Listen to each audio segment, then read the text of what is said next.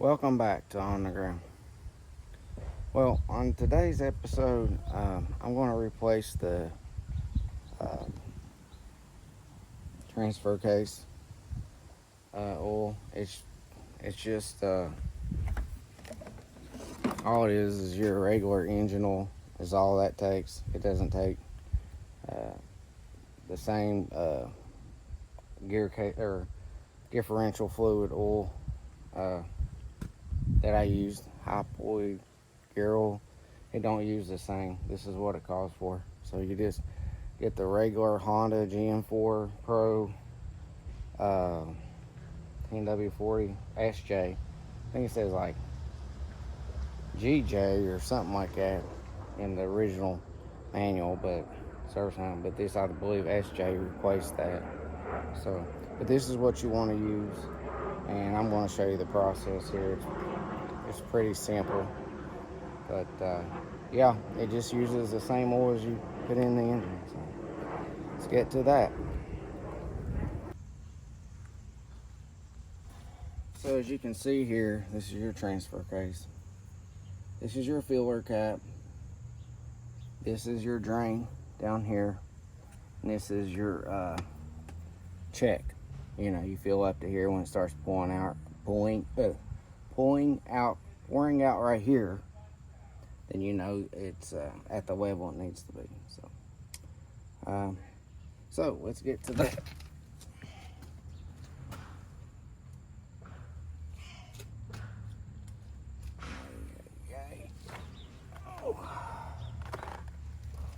So let's see what size.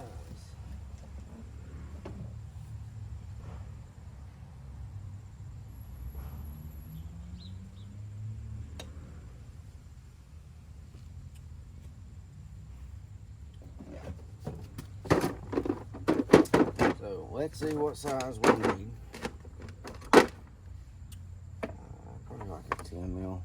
Nope, it's like a 12. 12 mil. Looks like it's easier to access from the other side. Always getting a socket on there.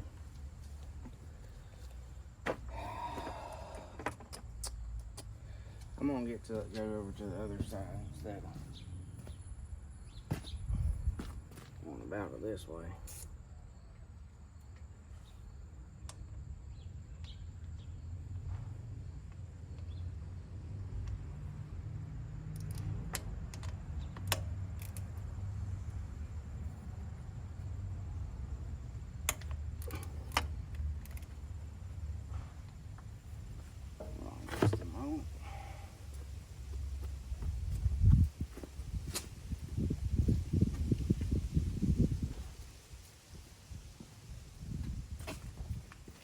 I don't mind to get my hands a little dirty, but I could probably do without getting warm gear oil on my hands.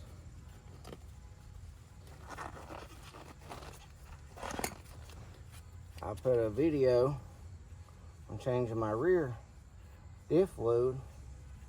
Someone left a rude comment in the comment section saying, "That was the most boring video." I said, well, you know, you didn't have to watch it. You know, it's kind of dirty, so it needed changing. But, no, they didn't have to watch it, you know. But, it was just to demonstrate how to do it, simplify it for other people. But, you know,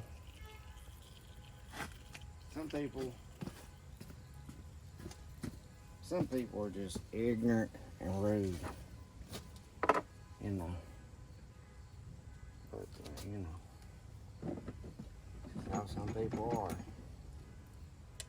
I could have not said anything, would have probably been more sensible.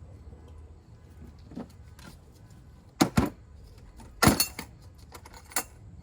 mean, you're welcome to make any comments you want.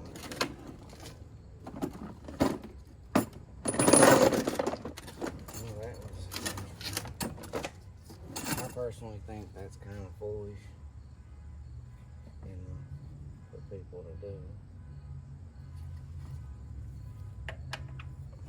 17.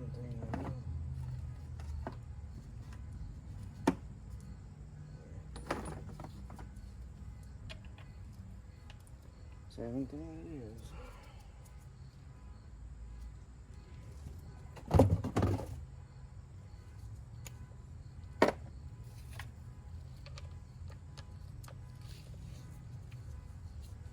You know,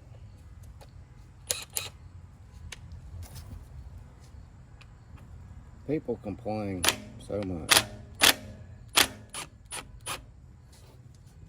Probably wouldn't have been a bad idea to get an O-ring for this.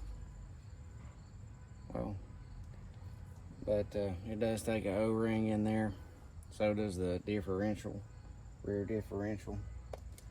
And I may go back and revisit that. I thought about re-changing the engine oil, you know, let it, you know, I drained it, but let it run through there a little bit, kind of clean it. Same thing with the rear, the transfer in the front, and put fresh in there one more time. But that's not necessary. But I thought about doing that. You know, it's a 30-year-old machine. So it'll be a little 10 mil.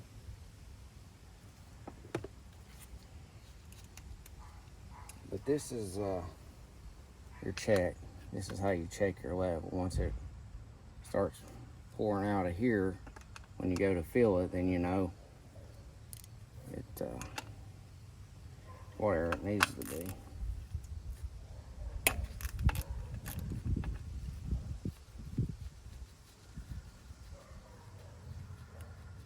You do want to make sure it's on level ground, and I figure mine's on level enough ground.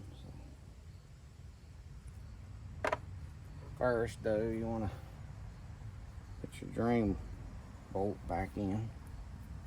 So I tried to run this around just a little bit, warm it up, which makes sense. That was some pretty dirty oil.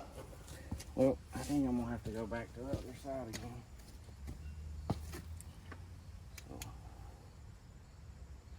So, that was a 12 mil. This is a 12 mil. Of course, if you you do any kind of mechanic work, you can figure that out real fast. But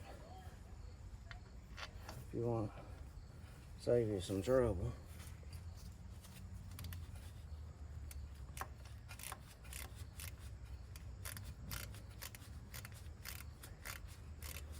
you know, a lot of these bolts have torque ratings, but it's not really necessary because the torque rating's so low.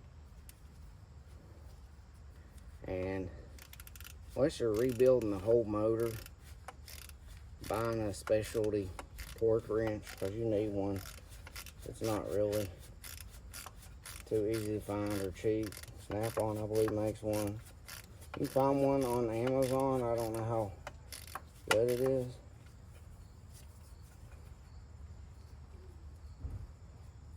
I should have did that first time around.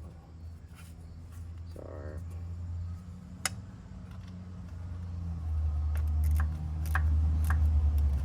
I just hand tighten it. I just hand tighten them.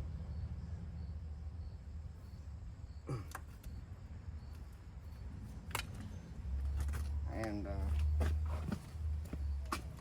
you know, this is a relatively quick process. So I don't believe I'm going to do a time lapse. Just stick your little funnel in there. So I think it's 6 fluid ounces, like something like that, well 6.4. But it still has that overflow fill check. You know, I'll double check it here.